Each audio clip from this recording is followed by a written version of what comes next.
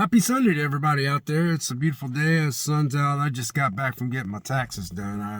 I had to get an early morning tax. I always wait till the last minute because I just do that. But I went and got my taxes done, so I was sitting in my truck and I actually was trying to see what the actual prices of RAM would be. So I wanted to talk about RAM. And I have a knack of looking on articles because I just went to Walmart and got me some green bananas, and I'm like, I pulled up and I'm getting ready to go in here in my apartment, and I was sitting there saying, I just wonder how much the RAM does affect everything. I was just curious, so I got on my phone. Obviously, I got a Galaxy Ultra 24, and then the Galaxy Ultra 25 is coming out, the Galaxy Ultra 26, and blah blah, right? So I got on there and I seen an article about Sony is still trying to bring out the PS6, and they don't think that Xbox is no longer a threat, so they don't have to worry about Xbox Helix because they're doing something. Xbox Project Helix is doing something totally different. So Sony don't really have. Sony just looks at them like they're not much of a threat because Microsoft is trying to do something else. They're trying to make like a hybrid PC box, but Sony is still doing the same thing, like just sticking to making a nice console. So I was reading an article and they was talking about how Sony is got their hands full because the fact that they already just jacked up the prices for the PS5 and the PS5 Pro, and they were talking about that they have a lot of uh, hurdles and loops hurdles to go through because of the fact that um, they're trying to figure out they're thinking that PS6 is going to cost $1,000. So I wouldn't be surprised if it costs $1,000. I would charge $1,000 because I just would, because if the RAM prices is as high as they say they are, you know, then they don't really have no choice. So I was reading that article. So I was reading that article about Sony's. They said that with the way the RAM is, that Sony might not bring the PS6 out until 2028. Which to me, I think Sony should wait on that PS6, and I would do it 2028. I wouldn't even do it. Well, 2028. This is 2026, and you got 2027, 2028. I don't really think they have much of a threat with Microsoft anymore because Microsoft is coming out with that Project Helix, and then Sony is not porting their exclusive games to PC anymore. So to me, I'm cool with that. I kind of like that. So, and I kind of like that Xbox. I'm gonna be honest with you guys. I like the Xbox just saying, hey, we're gonna try something different. You gotta give them credit where credit's due. You can hate them all you want, but I mean, if I had my choice, man, and I've been dipping my toe into the PC world. That would be a nice little, but I really want to see what the Steam machine is going to look like as well. But I ain't in the market of buying anything else for now. Not at all. I got plenty of stuff in the house to keep me preoccupied. I just thought this would be an interesting topic to talk about. So, I just got in get my taxes done. I stopped at Walmart, man, and then, I got a few things. So I pulled up in this driveway, and I was sitting there reading an article about RAM. I was reading an article about Sony, and Sony's wanting to put the PS6 out, and they're trying to figure out, justify that price point. Of course, you guys the Steam machine is still kind of on hold because they, I didn't want to read the article bit for bit, but when you're being charged outrageous money for RAM, and you got to pay that money for RAM, and then you got to make these systems, then you got to pay us paying customers got to pay for that price increase for the RAM because everybody's buying up all the RAM. So when I read all that, the article made a lot of sense, and so I said to myself, I said, man, if anybody's in the market of buying anything right now, man, like right now or next month or the month after next, I've been wanting a 4K OLED TV for a long time, man. So I finally bought one, and my TV's not even a year old yet. So I got me a 77-inch OLED Samsung. Uh, I forgot the name of it. Samsung S90D. Yeah, so Samsung S90D. S90D. I was trying to get the other one. It was too much. But so anyway, I was in my truck and I was sitting there saying to myself, well, I just read this article about,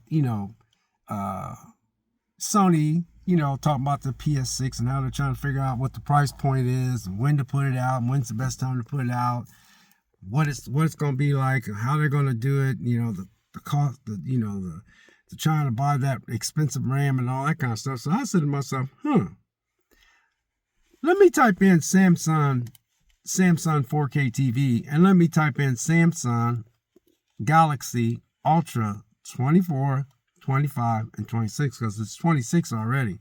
So I did the smart TV, and it said that Samsung and all the TV manufacturers got to jack up the prices on their TVs. It didn't say how much, but they said it affects their production because they gotta it costs them more to put these components in the smart TVs, and now they gotta also, they said there's gonna be a price increase if you go out and buy a new TV. They said there's a price increase even with the low-end TVs. So, if you get a low-end TV, so I bought 2 new TVs last year, and they're not even a year old. So I got a TLC, and then for my bedroom, which I really love that TV, and then I got my Samsung S90D. Like I said, they're not a year old, but they even said that the low-end TVs, all the prices are going up over all of them. And so now I typed in Samsung Ultra, because I love my Samsung phone. Yeah, and this is not just Samsung's phones. These all the manufacturers that's making phones, TVs, all that. So I typed in Samsung Ultra Galaxy Ultra 24, 25, 26, and they said that even your phones, I forgot how they said it, but they said that there was going to be like smaller bits or something being put in phones due to the fact that they're so expensive. The RAM is so expensive. So the phone companies and Samsung them's trying to figure out how to make the phones, but it won't be as much in the phones like there was prior. Something like that. But this RAM